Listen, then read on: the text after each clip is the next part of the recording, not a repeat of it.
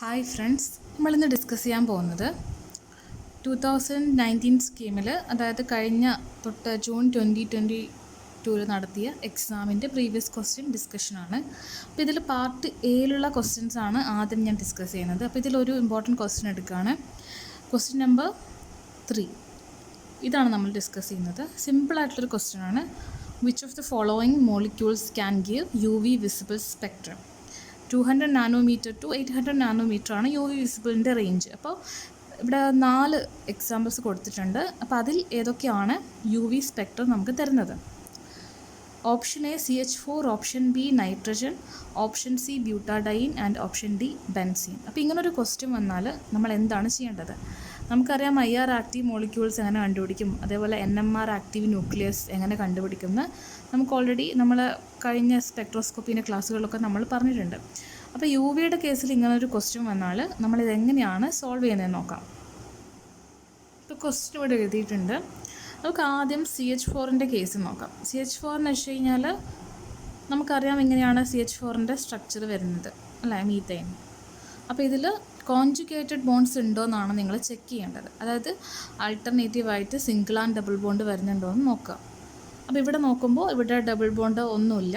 അപ്പോൾ ഇതെന്തല്ല, UV visible spectrum active അല്ല, നമുക്ക് തരില്ല, സ്പെക്ട്രം തരില്ല.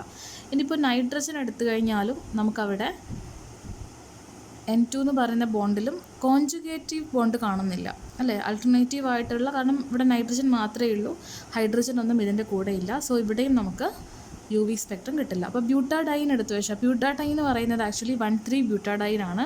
അപ്പോൾ അതിൻ്റെ സ്ട്രക്ചർ വരുന്നത്, ഇതും നിങ്ങൾ പഠിച്ചിട്ടുണ്ടാവും,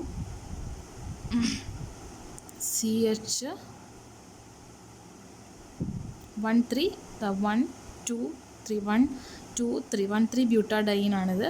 അപ്പോൾ ഇവിടെ നിങ്ങൾക്ക് കാണാൻ പറ്റും ആൾട്ടർനേറ്റീവായിട്ട് സിംഗിൾ ആൻഡ് ഡബിൾ ബോണ്ട് വരുന്നത്. ഇതാണ് കോൺജുഗേഷൻ എന്ന് പറയുന്നത്, അല്ലെങ്കിൽ കോൺജുഗേറ്റീവ് ഡബിൾ ബോണ്ട്സ്. അപ്പോൾ ഇവിടെ നമുക്ക് പറയാം there is a presence of conjugative double bond or conjugation.